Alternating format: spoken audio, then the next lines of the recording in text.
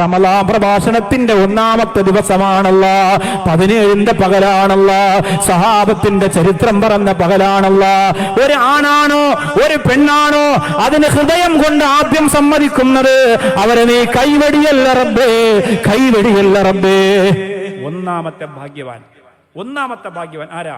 ഈ സദസ്സിൽ പുരുഷന്മാരോ സ്ത്രീകളോ ആരെങ്കിലും ഉണ്ടെങ്കിൽ എഴുന്നേറ്റോളി. അല്ലാഹുവേ നീ ഖബൂലാക്ക് പടച്ചോനെ.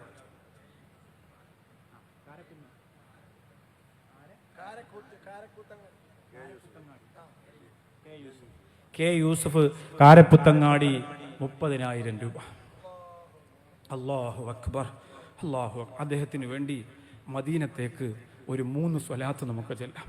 ബദർ ദിനത്തിൽ ഈ സ്വലാത്ത് റൗദ ഷരീഫിന്റെ വാതിൽ ചെന്ന് പൊട്ടിക്കരയട്ടെ. തുറക്ക് നബിയെ, തുറക്ക് നബിയെ.